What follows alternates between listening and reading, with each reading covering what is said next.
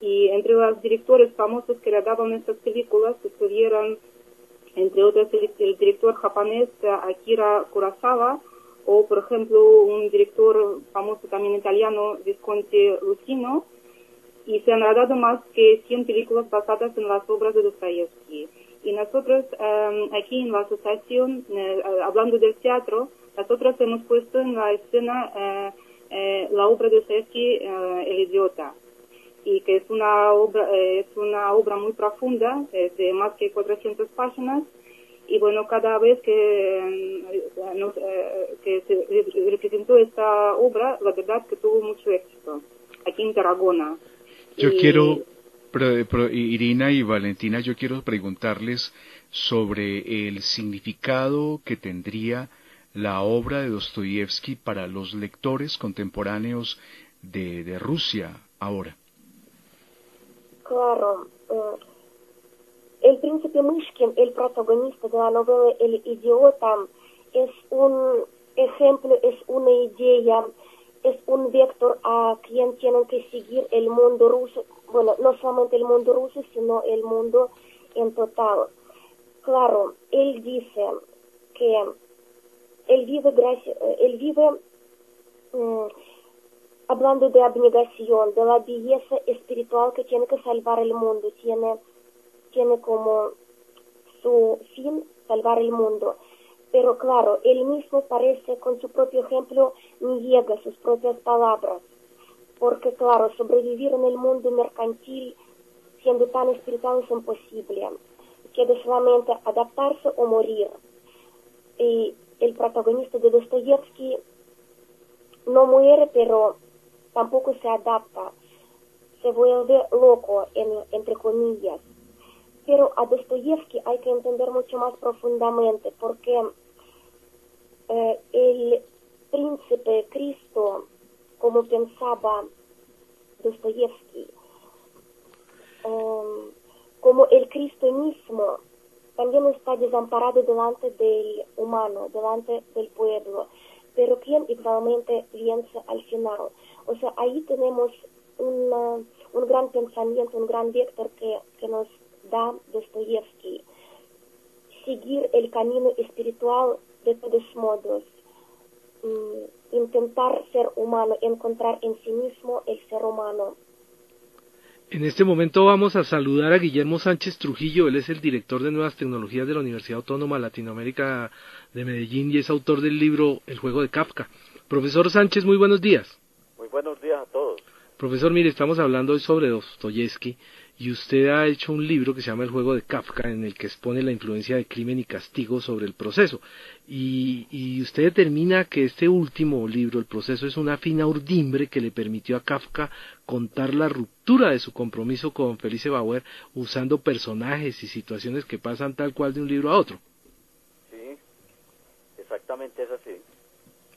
Pero es mucho más todavía, porque realmente Kafka no solamente reescribió Crimen y Castigo, no solo en el proceso, sino en la Metamorfosis y en sus primeras obras, sino que además en su vida personal representó algunas de las historias de Crimen y Castigo, que luego reescribió, como es el caso del proceso.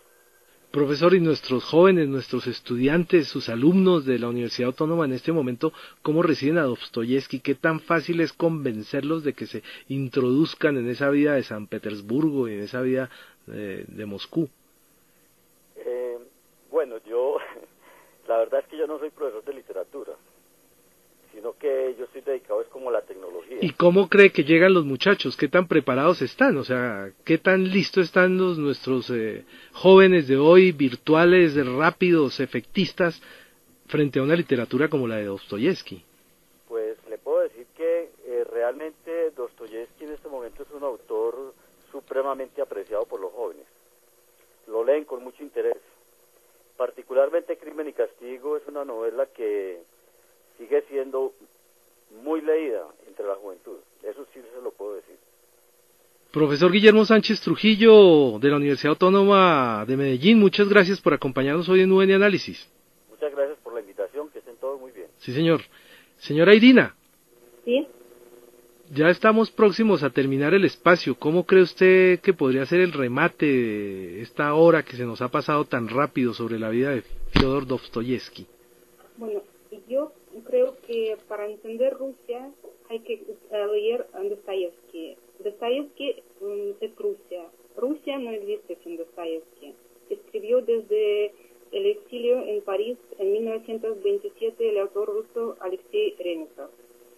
Y claro, cuando murió Dostoyevsky en 1881, asistieron a su funeral 60.000 personas.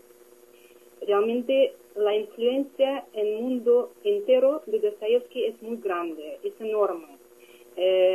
La gente, como dijo profesor Sánchez, incluso los jóvenes leen Dostoyevsky y cada vez descubren algo nuevo, algo que les atrae. Porque Dostoyevsky yo creo que es un autor para siempre.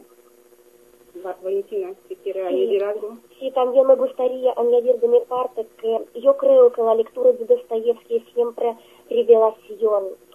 Y para entenderle hay que ser un lector verdaderamente extraordinario. O sea, no hay que ser superficiales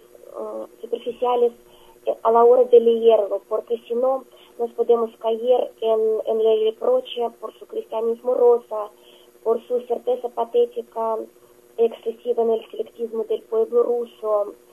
No, hay que siempre mirar un poquito más arriba y tener en cuenta que la misión de los profetas en la historia siempre tenía un carácter redentor. Sobre la fuerza redentora de la obra de Dostoyevsky, ya sabemos, en su tiempo especialmente enseñó Nikolai Berdyaev. Y el filósofo austríaco Rudolf Schneider determinó su significado incluso así: en la camisa penitente está Él delante de Cristo por toda la humanidad. Entonces, os animo a nosotros todos, ser más atentos a la palabra de Dostoyevsky. Muchas gracias. Muchas gracias. Señora Irina Gorkova, secretaria de la Asociación Cultural Rusa Fedor Dostoyevsky, y profesora Valentina Mironova, profesora de literatura rusa en España, muchas gracias por haber estado comunicadas hoy con las emisoras de la Universidad Nacional de Colombia. Muchas gracias a vosotros, que ha sido un placer estar con vosotros y escuchar vuestras opiniones, y muchas gracias a Radio Nacional de Colombia que nos ha dado esta posibilidad. Sí, señora, que estén muy bien. Profesor Rubén Darío, ya estamos próximos a terminar este espacio. ¿Se podría establecer algún paralelismo con lo que representó un escritor tan importante, del cual ya habíamos hecho algún programa en alguna ocasión, como Tolstoy? En el tiempo vivieron los mismos años. Incluso una obra como La Guerra y la Paz, o mejor, es publicada en los mismos años en que se publicó Crimen y Castigo. La Guerra y la Paz se publicó en 1865 y Crimen y Castigo en 1866. Fueron escritores que hicieron su obra y vivieron en el mismo tiempo, en el mismo periodo que fue la década de 1861, la década del 60, cuando el zar Nicolás II le dio la liberación a los siervos. Fue una época de mucha actividad política, de una gran controversia intelectual, de un hervor de las fuerzas creativas, vitales de la sociedad rusa. Entonces, en eso ellos se parecen porque vivieron como escritores una época que les demandó mucho de su inteligencia creativa para entender qué estaba ocurriendo con Rusia y para plantear temas que eran muy agudos, de mucha controversia. El caso de Anna Karenina, que muestra una mujer adúltera y el conflicto ético de ella consigo mismo, con su hijo, con su esposo, con su amante, con la sociedad, la alta sociedad en la que ella vivía. Y esa es la diferencia entre León Tolstoy y Dostoyevsky. Si bien León Tolstoy siempre tuvo ese remordimiento o ese mal de conciencia por pertenecer a una clase muy privilegiada, nunca eso fue un obstáculo para que él entendiera el espíritu del pueblo ruso. Pero la diferencia está en que Dostoyevsky era un hombre agobiado por las deudas. era un hombre que se aficionó al juego de ruleta y vivía obsesionado con el juego. Él escribía para poder pagar las deudas, escribía unos contratos que le